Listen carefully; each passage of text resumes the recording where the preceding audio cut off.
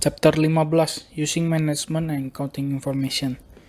How can information reduce risk when making a decision? Information and risk. Informasi yang digunakan oleh individu dan perusahaan bisnis harus relevan atau berguna untuk memenuhi kebutuhan spesifik. Menggunakan informasi yang relevan akan menghasilkan keputusan yang lebih baik. Untuk bisnis, kecerdasan dan pengetahuan yang baik mengarah pada keputusan yang lebih baik sangat penting karena mereka dapat memberikan keunggulan kompetitif atas pesaing dan meningkatkan laba perusahaan. Secara teoritis, ketika jumlah informasi yang tersedia tinggi, maka risiko lebih kecil. Ketika jumlah informasi yang tersedia rendah, maka ada lebih banyak risiko. Information Rule. Aturan informasi adalah penyederhanaan besar bagi semua pembuat keputusan. Riset bisnis terus mencari aturan baru yang dapat digunakan dengan baik dan mencari aturan lama agar tidak diberlakukan lagi. Proses yang berkelanjutan ini diperlukan karena kondisi bisnis jarang tetap sama untuk waktu yang lama. The difference between data and information. Data adalah deskripsi numerik atau verbal yang biasanya dihasilkan dari beberapa jenis pengukuran. Informasi adalah data yang disajikan dalam bentuk yang berguna untuk tujuan tertentu. Untuk manajer, informasi yang disajikan dalam bentuk praktis, berguna, seperti grafik, dapat membantu dalam menyederhanakan proses pengambilan keputusan. Knowledge Management. Database adalah satu kumpulan data dan informasi yang disimpan di suatu tempat yang dapat digunakan oleh orang-orang di seluruh organisasi untuk membuat keputusan. Meskipun database penting, cara mendata dan menginformasikan lebih penting dan lebih berharga bagi perusahaan. Ahli informasi manajemen sekarang menggunakan manajemen pengetahuan untuk menggambarkan prosedur perusahaan dan menghasilkan menggunakan dan berbagi data dan informasi. Decision Support System atau DSS adalah jenis program perangkat lunak yang menyediakan data dan informasi yang relevan untuk membantu karyawan perusahaan membuat keputusan. Expert System atau sistem ahli adalah jenis program komputer yang menggunakan kecerdasan buatan untuk meniru kemampuan berpikir manusia. Sistem ahli menggunakan seperangkat aturan yang menganalisis informasi yang diberikan kepada pengguna tentang aktivitas atau masalah tertentu. Data, informasi, database, manajemen pengetahuan, dan perangkat lunak komputer menjadi bagian penting dari sistem informasi manajemen suatu perusahaan. Business Application Software. Word Processing. Pengguna dapat menyiapkan dan mengedit dokumen dan menyimpannya di komputer atau di perangkat memori. Desktop Publishing. Pengguna dapat menggabungkan teks dan grafik dalam laporan dan pamflet. Accounting. Pengguna dapat mengulang transaksi keuangan rutin dan menyiapkan laporan keuangan pada akhir periode. Database Management. Pengguna dapat menyimpan data dalam jumlah banyak secara elektronik dan mentransmisikan data menjadi informasi. Grafik. Pengguna dapat menampilkan dan mencetak gambar bagan dan diagram. Spreadsheet.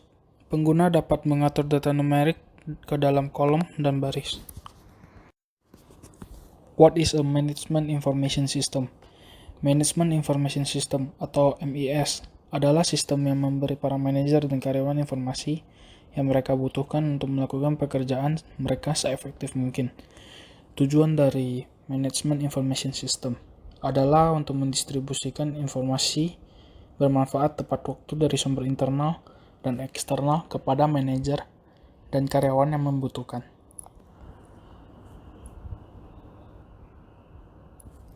A firm Information Requirements.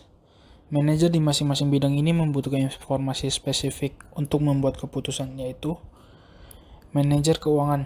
Jelas sangat peduli dengan keuangan perusahaan. Mereka harus memastikan bahwa manajer perusahaan dan karyawan, pemberi pinjaman dan pemasok, pemegang saham, dan calon investor dan lembaga pemerintah memiliki informasi yang mereka butuhkan untuk mengukur kesehatan keuangan perusahaan.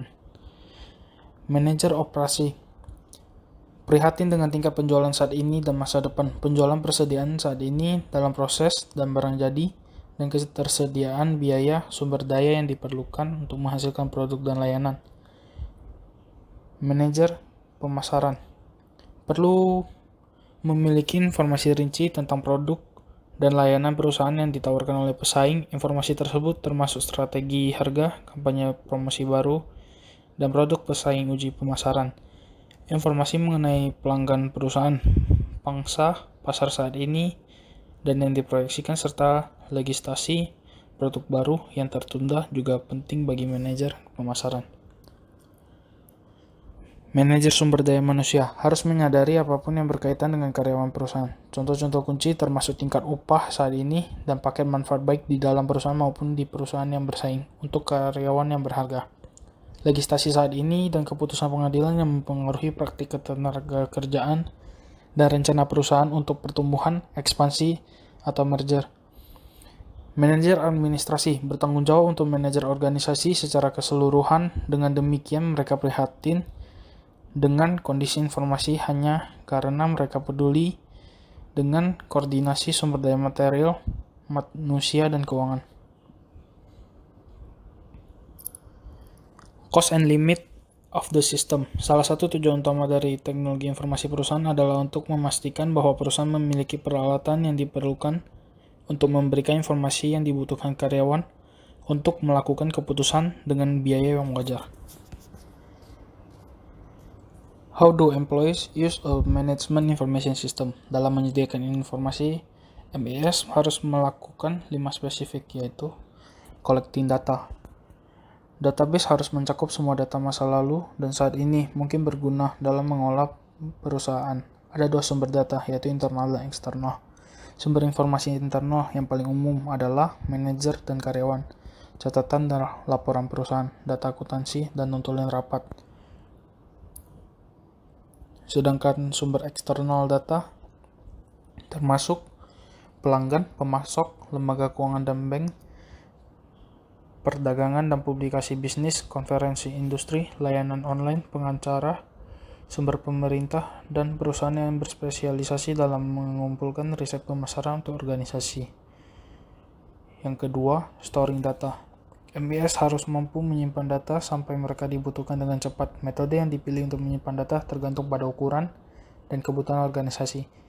Bisnis kecil dapat memasukkan data, kemudian menyimpannya langsung di komputer karyawan. Secara umum, data toko bisnis menengah ke besar dalam sistem komputer yang lebih besar dan menyediakan akses ke karyawan melalui jaringan komputer. Yang ketiga, updating data. MES harus dapat memperbaharui data yang disimpan secara teratur untuk memastikan bahwa informasi yang disajikan kepada manajer dan karyawan adalah akurat, lengkap, dan terkini. Frekuensi data yang diperbarui tergantung pada seberapa cepat mereka berubah dan seberapa sering itu digunakan. Ketika sangat penting untuk memiliki data saat ini, pembaruan dapat terjadi segera setelah data baru tersedia. Yang keempat, processing data.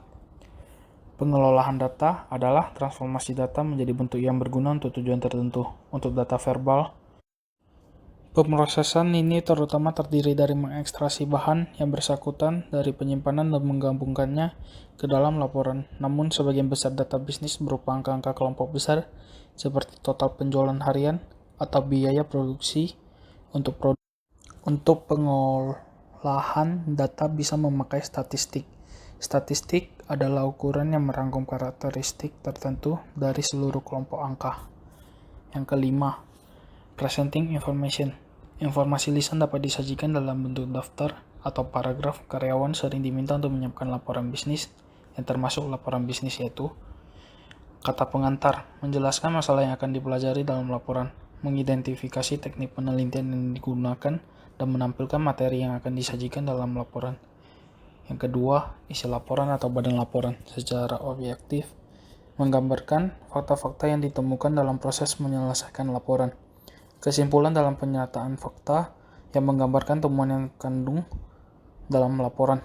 Yang keempat, rekomendasi memberikan saran tentang bagaimana masalah bisa diselesaikan.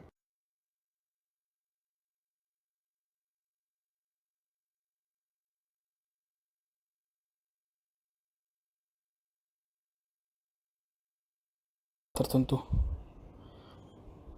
Data, informasi, database, Manajemen pengetahuan dan perangkat lunak komputer menjadi bagian penting dari sistem informasi manajemen suatu perusahaan.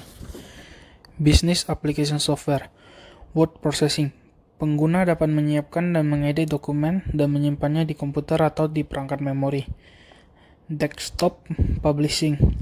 Pengguna dapat menggabungkan teks dan grafik dalam laporan dan pamflet. Accounting. Pengguna dapat mengulang transaksi keuangan rutin dan menyiapkan laporan keuangan pada akhir periode. Database Management. Pengguna dapat menyimpan data dalam jumlah banyak secara elektronik dan mentransmisikan data menjadi informasi. Grafik. Pengguna dapat menampilkan dan mencetak gambar bagan dan diagram. Spreadsheet. Pengguna dapat mengatur data numerik ke dalam kolom dan baris. What is a Management Information System? Management Information System atau MIS adalah sistem yang memberi para manajer dan karyawan informasi yang mereka butuhkan untuk melakukan pekerjaan mereka seefektif mungkin. Tujuan dari Management Information System adalah untuk mendistribusikan informasi bermanfaat tepat waktu dari sumber internal dan eksternal kepada manajer dan karyawan yang membutuhkan.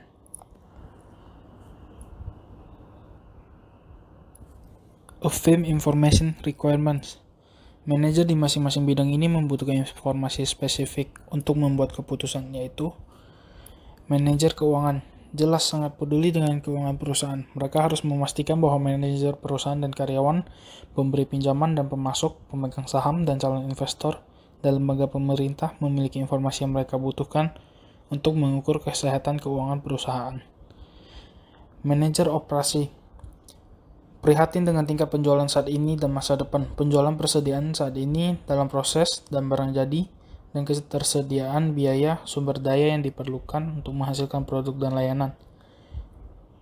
Manajer pemasaran.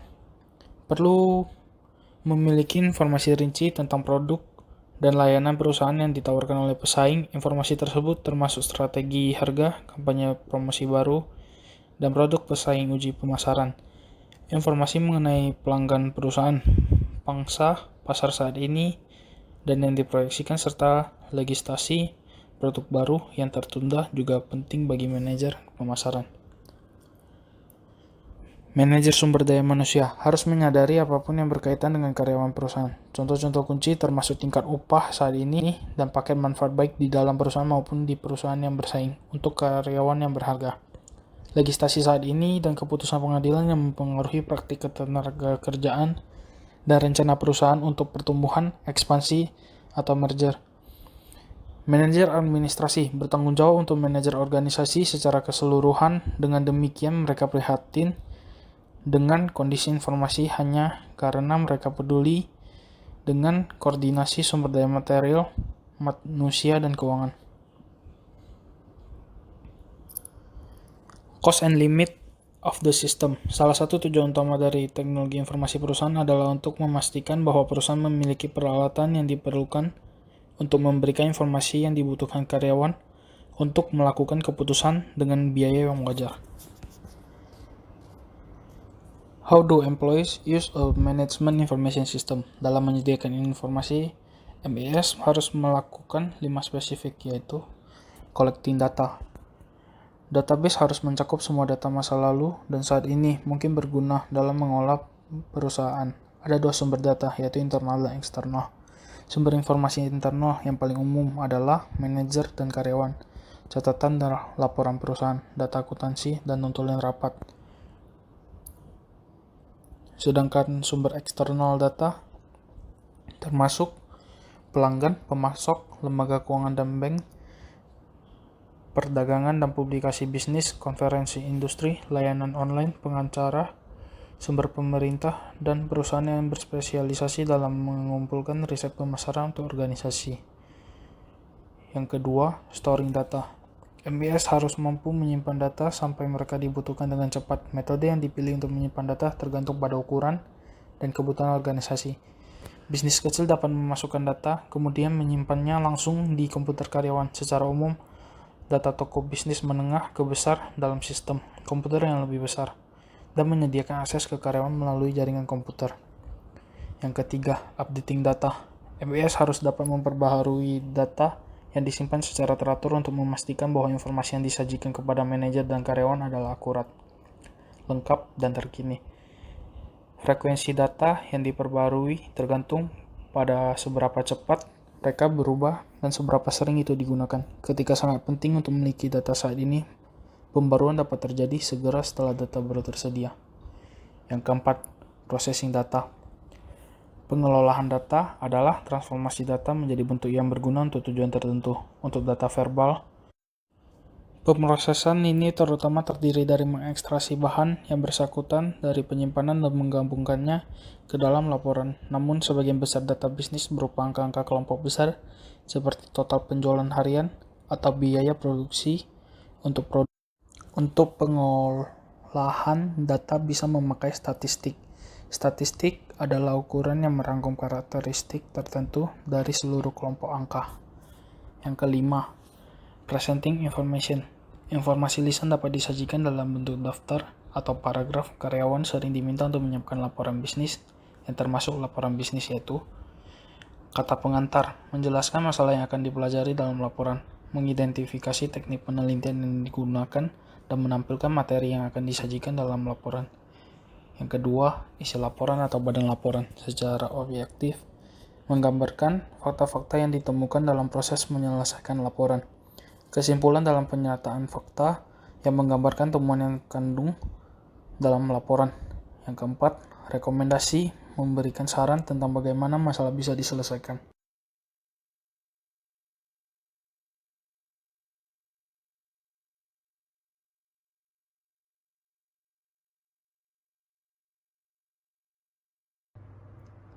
Selanjutnya, why accounting informasi is important?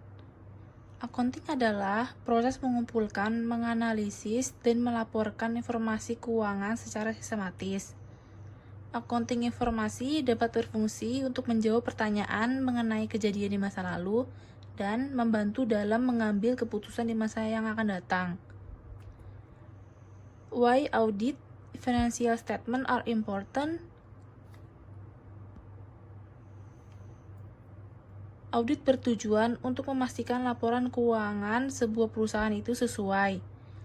Keabsahan laporan keuangan perusahaan dan catatan pembukuan akan menurun dengan cepat, dan perusahaan akan sulit mendapatkan informasi biaya, utang, dan untuk memperoleh barang dan jasa dari pemasok, mencari dividen untuk investor, atau menyiapkan dokumen yang diminta oleh lembaga pemerintah. Selanjutnya, accounting found ethical behavior and reform. Beberapa komponen utama untuk memastikan laporan keuangan sesuai dan mencegah kesalahan. Pertama, para manajer harus mengesahkan laporan keuangan secara berkala dan bertanggung jawab atas kesalahan. Kedua, perusahaan akuntansi dilarang menyediakan banyak jenis jasa non-audit dan konsultasi kepada perusahaan yang diaudit. Ketiga, auditor harus menyiapkan dokumen keuangan dan kertas kerja audit selama 5 tahun. Selanjutnya, auditor, akuntan, dan karyawan dapat dipenjara selama 20 tahun dan dikenakan denda jika menghancurkan dokumen keuangan dan pelanggaran yang disengaja. Perusahaan harus mengganti lembaga auditnya selama 5 tahun. Selanjutnya, different type of accounting. Pertama, ada managerial accounting, menyediakan informasi yang dibutuhkan oleh manajer dan pegawai untuk membuat keputusan tentang pembiayaan, investasi, dan pemasaran dan aktivitas operasi perusahaan. Dengan menggunakan informasi akuntansi manajerial, baik manajer dan karyawan dapat mengevaluasi seberapa baik yang telah mereka lakukan di masa lalu dan apa yang dapat mereka harapkan di masa depan. Selanjutnya ada financial accounting. menghasilkan laporan keuangan dan laporan untuk orang yang tertarik di luar organisasi. Biasanya, pemegang saham, analis keuangan, bank, bankir, pemberi pinjaman, pemasok, lembaga pemerintah, dan kelompok lain yang tertarik menggunakan informasi yang diberikan oleh akuntansi keuangan untuk menentukan seberapa baik perusahaan bisnis telah tercapai. Bidang akuntansi lainnya, pertama ada cost accounting, menentukan biaya untuk menghasilkan produk atau layanan tertentu. Kedua, tax accounting, perencanaan strategi pajak dan menyiapkan pengendalian pajak untuk perusahaan atau individu. Ketiga, government accounting, untuk memastikan bahwa pendapatan pajak telah dikumpulkan dan digunakan untuk memenuhi tujuan lembaga negara. Keempat, not for profit accounting, membantu organisasi nirlaba untuk mengatur semua donasi dan pengeluaran.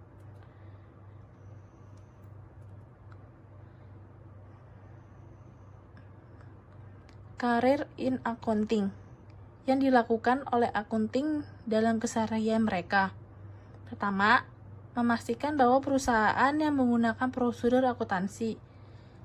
Saya ulangin, memastikan bahwa perusahaannya menggunakan prosedur akuntansi. Kedua, memeriksa laporan keuangan untuk memastikan kebenarannya.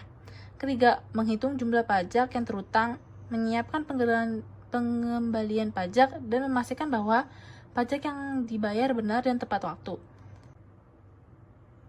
The income statement, laporan laba rugi atau ringkasan pendapatan dan pengeluaran perusahaan selama periode akuntansi yang ditentukan, 1 bulan, 3 bulan, 6 bulan, atau setahun. Rumusnya, pendapatan dikurang cost of goods sold dikurang biaya operasi sama dengan net profit.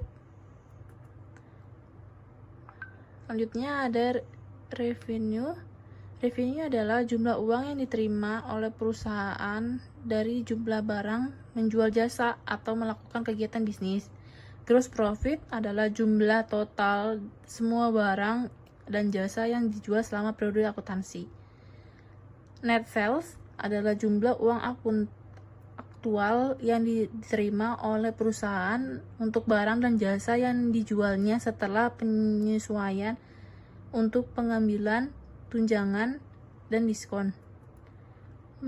Pengurangan yang dilakukan adalah sales return, barang dagang yang dikembalikan ke perusahaan oleh pelanggannya. Sales allowance, pengurangan harga yang ditawarkan kepada pelanggan yang menerima barang dagang yang sedikit rusak atau kotor. Sales discount, pengurangan harga yang ditawarkan kepada pelanggan yang membayar tagihan mereka dengan segera. Cost of goods sold, metode standar untuk menentukan biaya barang yang dijual oleh retail atau perusahaan grosir dapat diringkas secara berikut. Cost of goods sold sama dengan beginning inventory ditambah net purchase dikurang ending inventory. Selanjutnya, operating expense. Total biaya operasional umumnya dibagi menjadi 2 kategori. Selling expense adalah biaya yang terkait dengan kegiatan pemasaran perusahaan. General expense adalah biaya yang terjadi dalam pengelolaan bisnis. Net income, ketika pendapatan melebihi biaya, perbedaannya disebut laba bersih. Ketika pengeluaran melebihi pendapatan, perbedaannya disebut rugi bersih. Beban bunga dikurangkan dibagi laporan laba rugi ini karena bukan merupakan biaya operasi. Sebaiknya itu adalah biaya yang dihasilkan dari pembiayaan bisnis.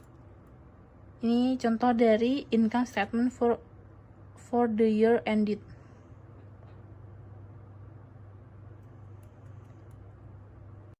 Selanjutnya saya akan menjelaskan bagian 15.7 yaitu the statement of cash flow.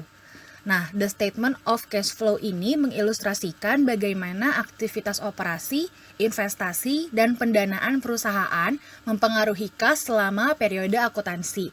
Nah, di sini sudah ditampilkan juga untuk contoh dari statement of cash flow itu sendiri. Bisa dilihat di samping penjelasannya. Ada 3 aktivitas berbeda pada cash flow. Yang pertama yaitu operating activities, membahas sumber pendapatan utama perusahaan, menyediakan barang dan jasa. Yang kedua ada investing activities, termasuk pembelian dan penjualan tanah, peralatan, dan aset dan investasi lainnya. Lalu yang ketiga ada financing activities, termasuk pinjaman dan pembayaran, penjualan dan pembelian kembali saham perusahaan, dan ada dividen juga. Selanjutnya, saya akan membahas materi 15.8, Evaluating Financial Statement. Ketiga laporan keuangan yang berbentuk neraca, laporan laba rugi, dan laporan arus kas dapat memberikan jawaban atas berbagai pertanyaan tentang kemampuan perusahaan untuk melakukan bisnis dan bertahan dalam bisnis, profitabilitasnya, dan nilainya sebagai investasi.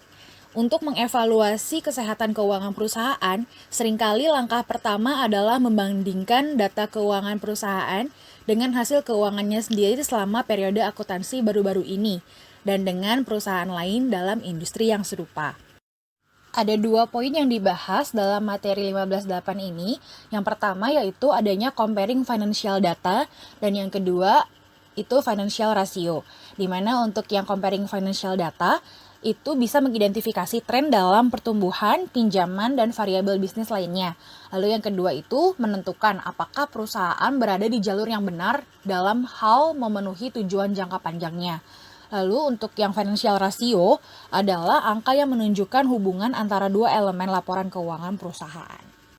Ini juga bisa diberikan contoh juga. Di sini ada beberapa grafik diagram di mana dibandingkan juga untuk seperti net sales-nya, total hutangnya, net income, earning per share itu dari tahun ke tahun. Dan di sini bisa kelihatan 3 tahun terakhir, contohnya di net sales, di mana di tahun 1997 itu sampai tahun 1999 mengalami peningkatan. Tapi untuk yang di total debt-nya dari tahun 1997 sampai 1999 itu mengalami penurunan, sempat naik di tahun 98 lalu turun lagi di tahun 99.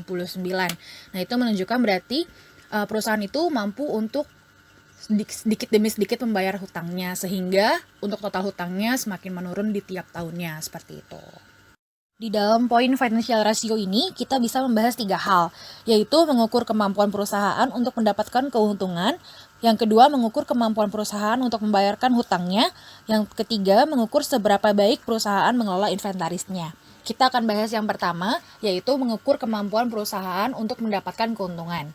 Penghasilan bersih perusahaan setelah pajak menunjukkan apakah perusahaan itu menguntungkan. Namun, ini tidak menunjukkan seberapa efektif sumber daya perusahaan digunakan. Nah, untuk mengukur kemampuan perusahaan, di sini menggunakan return on sales, di mana rumusnya adalah net income after tax dibagi dengan net sales. Nah, untuk return on sales sendiri juga menunjukkan seberapa efektif perusahaan mengubah penjualan menjadi laba. Selanjutnya, yang kedua, mengukur kemampuan perusahaan untuk membayar hutangnya. Current ratio dapat digunakan untuk mengevaluasi kemampuan perusahaan untuk membayar kewajibannya saat ini. Untuk rumus current ratio-nya sendiri, yaitu dari current asset dibagi dengan current liabilities-nya. Rasio yang tinggi menunjukkan bahwa suatu perusahaan dapat membayar kewajibannya saat ini. Rasio ini dapat ditingkatkan dengan membayar kewajiban dengan mengurangi pembayaran dividen kepada pemegang saham untuk meningkatkan saldo kas perusahaan. Dan yang terakhir, mengukur seberapa baik perusahaan mengelola inventarisnya. Inventory turnover adalah berapa kali perusahaan menjual persediaan barang dagangannya dalam 1 tahun, di mana untuk rumus inventory turnover adalah dari COGS dibagi dengan average inventory. Perputaran persediaan rata-rata untuk semua perusahaan adalah sekitar 9 kali per tahun, tetapi tingkat perputaran sangat bervariasi dari industri ke industri. Cara tercepat untuk meningkatkan perputaran persediaan adalah dengan memesan barang dagangan dalam jumlah yang lebih kecil dengan interval yang lebih sering. Sekian presentasi untuk chapter 15. Mohon maaf apabila ada hal yang tidak berkenan.